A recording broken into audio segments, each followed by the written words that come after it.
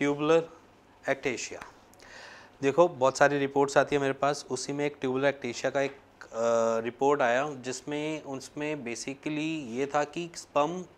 Azoospermia, जिसे कहते हैं कि स्पर्म बनता है बट निकल नहीं पाता मतलब ब्लॉकेज होता है, और उसमें एक काम करता है ट्यूबुलर एक्टेशिया का। उसमें बेसिकली होता क्या पहले उसको समझते हैं, और उसमें क्या रिलेट करते हैं पहले उस चीज़ को समझते हैं। देखो हमारे टेस्टीज जो होते हैं वो हमारे स्पर्म प्रोड्यूसर हैं, यह सबको पता है। हमारे हार्मोन्स भी बनाते हैं, हमारे स्पर्म भी बनाते हैं। अब वहाँ से एक ट्यूबुलर फॉर्मेशन की तरह एक एपिडाइमल लेयर तक पहुँचाने के लिए, मतलब कि टेस्टीज से एपिडाइमल लेयर तक पहुँचाने के लिए एक ट्यूब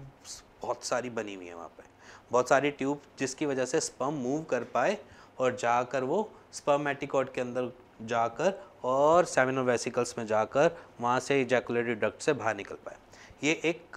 छोटी सी बीच में कड़ी है जो स्पर्मेटिकॉइड और आपके टेस्टिस के बीच में होती है, जिसमें अगर कोई सिस्ट, कोई गांठ, कोई लेशंस या कोई उनमें ब्लॉकेज क्रिएट हो जाए किसी भी टिश्यू की ग्रोथ की, या वो बंद हो जाए, उसको बोल देते हैं एक्टेशिया। एक्टेशिया में ज़रूरी नहीं है कि वो सिस्ट की वजह से सिर्फ बंद हो रही हो, वो चिपक भी सकती है, मतलब ऐसे दब भी सकती है जिसकी वजह से स्पर्म मूव ही ना कर पा रहा हो, और उसके अंदर कोई ब्लॉकेज भी आ सकती है जिसकी वजह से स्पर्म उधर तक पहुंच ही ना पा रहा हो आपके स्पर्मेटिकॉइड तक, और आप इस प्रॉब्लम में बेसिकली इनफर्टिलिटी फेस करते हैं, जैसे कि एज़ोस्पर्मिया, नील स्पर्म काउंट। और जब आप यूएसजी स्कैन करवाते हैं तो उसमें ये क्लियर होता है कि ये ट्यूबुलर एक्टेशिया का केस है, या फिर एमआरआई करवाते हैं या सीटी अगर कोई करवाता है तो उसमें पता चलता है ये बेसिकली एक्टेशिया का केस है, जिसमें आपका स्पर्म बन तो रहा है, प्रोड्यूस तो हो रहा है, बट वो आपके सही जगह से सही टाइम पे नहीं निकल रहा और वो ख़राब हो जाता है। अब यहाँ पर एक्टेशिया का केस है। एक्टेशिया के केस में हमने मेडिसिन देते हैं सबसे पहली चीज़, क्योंकि आयुर्वेद या होम्योपैथ में इसका थोड़ा बहुत रिज़ल्ट हम देखने को मिलता है कि जहाँ पर हम एक्टेशिया के केसेस को रिकवर करते हैं। क्योंकि देखो क्या होता है कि हम बहुत अलग अलग चीज़ें लगाते हैं,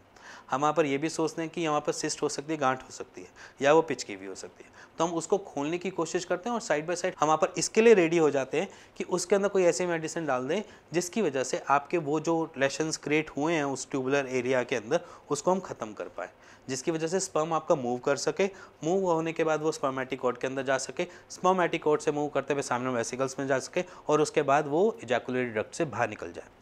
जो और ट्यूबुलर एक्टेशिया के केसेस ऐसा नहीं है कि रिकवरेबल नहीं है, क्योंकि आजकल मैंने एक दो पेशेंट्स को सुना कि मेरे को कैंसर कह दिया गया है। ट्यूबुलर एक्टेशिया कैंसरस नहीं होता, सिंपल। अगर आप कभी गूगल भी करोगे इसको या जानने की भी कोशिश करोगे तो ये कैंसरस नहीं होता, समझो, बस वो एक ब्लॉकेज है, किसी को भी हो सकती है, ऐसा नहीं है कि सिर्फ आपको प्रॉब्लम हुई है, किसी को भी हो सकती है, ये जनरल प्रॉब्लम है,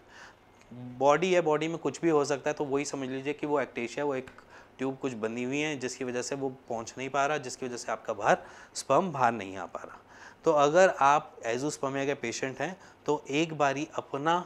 यूएसजी स्कैन करवाकर चेक करवा सकते हैं कि क्या दिक्कत आ रही है, कौन सी प्रॉब्लम ऐसी क्रिएट हो रही है कि जिसकी वजह से आपके हार्मोनल एसे की रिपोर्ट सारी नॉर्मल आ रही है, बट उसके साथ साथ आपको ये एज़ोस्पर्मिया फेस करना पड़ रहा है। तो एक बारी आप जिन्होंने आज तक कभी नहीं करवाई है, जिन्होंने हार्मोनल एसे करवा लिया, सारी रिपोर्ट नॉर्मल है बट स्पर्म बाहर नहीं आ रहा, तो एक बारी मेरे कहने से एक बारी यूएसजी स्कैन करवा सकते हैं